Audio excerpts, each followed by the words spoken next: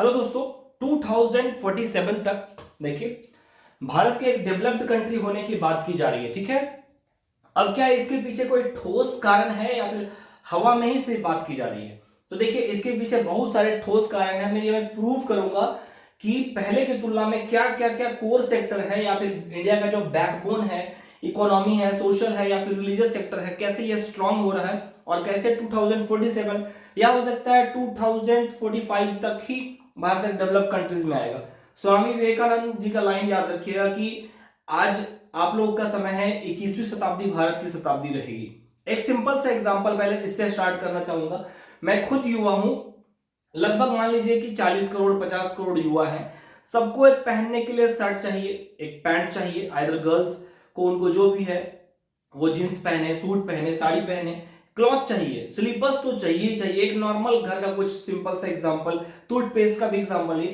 तो जो अगर 40 करोड़ युवा है, और तो बात ही हटा दीजिए, मान लीजिए जो 40 करोड़ युवा है, 40 करोड़ युवा अगर एक स्लीपर खरीदे जिसकी कीमत 100 रुपए है, तो 40 करोड़ इंटू 100 ऐड कर दीजिए स्लीपर्स। और वो किस सबको काउंट नहीं कर रहा हूं मैं भी, ठीक है, बुजुर्ग और बच्चे भी और हैं। तो 40 करोड़ उसके बाद 100 कर दीजिए तो कितना हो जाएगा? 400 करोड़। 40 इंटू 10, ठीक है, 4000 करोड़ सिर्फ इसमें। तो आप इस बात को समझिए कि इकोनॉमी कितनी ग्रो कर रही है। जब पॉपुलेशन ज्यादा होता है तो डिमांड ज्यादा होता है, और डिमांड ज्यादा होगा तो पैसे देके खरीदेंगे। तो इसीलिए अगर विदेश का इंटरफेयर बहुत कम रहा फिर भी भारत की इकोनॉमी को ग्रो करने से अब कुछ नहीं हो सकता है। जैसे कि और नरेंद्र मोदी जी का जो कुछ इनिशिएटिव है, उन्होंने बाण को इतनी तेजी से खींचा है ना, और वो लास्ट स्टेज तक खींच रहे हैं ताकि वो छूटे तीर तो फिर उसको रोकने की संभावना बहुत कम हो। ठीक है, अब देखिए इसका सेक्टर्स में कैसे डेवलप्ड कंट्री होगा।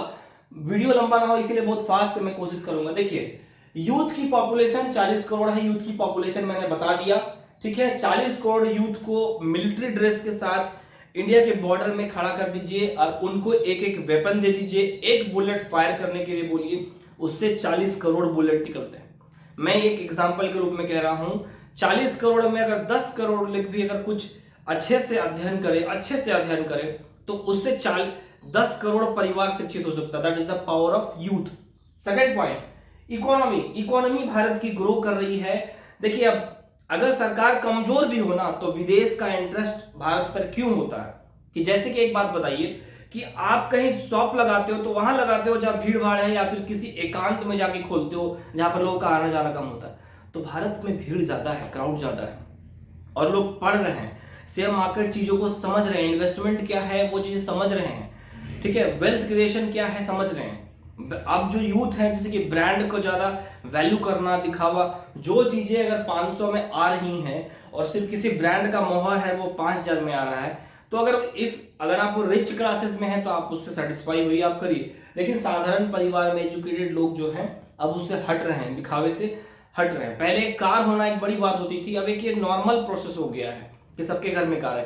कार मिल जाने से बहुत ज्यादा आपको वेटेज मिल जाता नहीं है, अभी आपका बिहेवियर कैसा है, ठीक है, आपका काम कैसा है, इंसान काम से जाना जाता है। तो यूथ का पावर हुआ। इकोनॉमी, अगर यूथ ज्यादा है तो फॉरेन इन्वेस्टमेंट आएगा ही आएगा। जूता यहाँ पे खोला जाएगा, बड़ी बड़ी कंपनियां होंगी, उसमें इन्वेस्टमेंट। अभी सोलर पावर का इनिशिएटिव लिया जा रहा है। Third point, religion.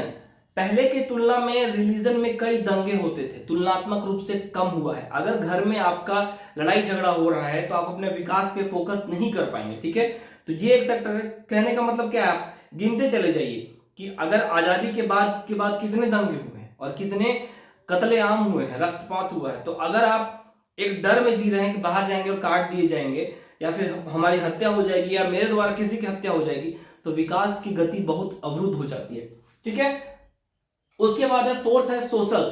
ठीक है, पहले सोशली क्या होता था, बहुत सारे प्रॉब्लम थे। ज्यादा नहीं, 25 से 30 साल पहले चले जाइए, तुम छोटी जाति के हो, मेरे बगल में कैसे बैठ गए, ठीक है, मेरे इस बर्तन में तुम चाय नहीं पियोगे, ठीक है, और मेरा यूज किया हुआ कपड़ा तुम पहन सकते हो, सामने नहीं बैठ सकते, ये सब चीजें थी।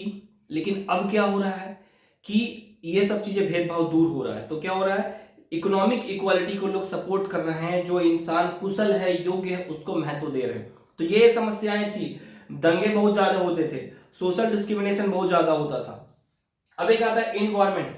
भारत में ऐसा हर साल देखा जा रहा है कि प्लांटेशन ज्यादा से ज्यादा किया जा रहा है, ज्यादा से ज्यादा किया जा रहा है, और सरकार के पास रेवेन्यू भी आ रहा है। और बीजेपी गवर्नमेंट खैर टैक्स को छूट देने से बहुत दूर रहती है, टैक्स दबा के वसूलती है, और ताकि यह डेवलपमेंट किया जा सके। और इंफ्रास्ट्रक्चर हो गया, अभी सोलर इनिशिएटिव जो लिया जा रहा है, तो अगर हर घर में सोलर प्लेट लगा दिया जाए तो इससे इलेक्ट्रिसिटी बहुत आसान हो जाएगा। और इलेक्ट्रिक व्हीकल जो आएंगे उसके लिए आपको अलग से पे नहीं करना पड़ेगा। चाहे कार है, रात भर आप लगा दिए, कार चार्ज हो गया, 200 किलोमीटर चला जा सकता है। स्कूटी है, आपने लगा दिया तो पेट्रोल कंजप्शन क्या होगा, कम हो जाएगा और पॉल्यूशन कम होने लगेगा। ठीक है, उसके बाद है गवर्नमेंट सपोर्ट। गवर्नमेंट हर क्षेत्र में अब आत्मनिर्भर बनने की कोशिश कर रही है। ठीक है, चाइना क्या है, चाइना के जो प्रोडक्ट है वो इकोनॉमी बेस्ड पे स्ट्रांग है, वो बाहर भेज रहा है।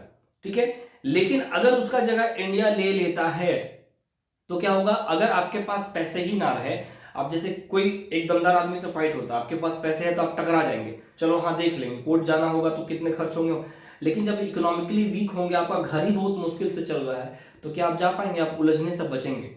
तो भारत इस विषय पर काम करना शुरू कर चुका है। ठीक है, क्या क्या सेक्टर्स मैंने बताया है, यूथ इकोनॉमी ग्रो कर रही है, रिलीजियस फंडामेंटलिज्म जो रूढ़िवादिता है वो कम हो रहा है, सोशल डिस्क्रिमिनेशन कम हो रहा है, इन्वायरमेंट हमारा स्ट्रांग हो रहा है, गवर्नमेंट सपोर्ट कर रही है, पॉपुलेशन तो खैर यूथ पॉपुलेशन है, पॉपुलेशन हर सेक्टर में। अब जैसे एग्जांपल समझिए, जो विवाह करते हैं उनके 1 या 2 बच्चे होते हैं, मान लीजिए 30 जोड़ियां विवाह करी, या फिर 30 करोड़ युवा हैं, तो उसमें से लड़कियां भी मान लीजिए, तो 15 करोड़ लोगों का विवाह हुआ, तो एक बच्चे भी हटा दीजिए तो 10 करोड़ बच्चे आ रहे हैं। तो 10 करोड़ बच्चे के लिए वस्त्र चाहिए, उनको पढ़ाने के लिए एक एजुकेटर चाहिए, स्कूल चाहिए, बुक्स चाहिए, शूज चाहिए। आप इन चीज को घर से, मैं घरेलू एग्जांपल इसीलिए देता हूं ताकि सभी लोग को समझ पाए, तो आप इनको जोड़िए तो आपको ये पता चल जाएगा कि भारत की इकोनॉमी कैसे अब रुक सकती है।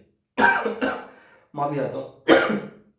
अगर नेचुरल डिजास्टर ना हुआ तो सरकारें कोई भी आए, विकास होगा ही होगा, उसकी पॉसिबिलिटी बहुत कम है। जब आप ज्ञान अर्जित कर लेते हैं तो रुकते नहीं हैं।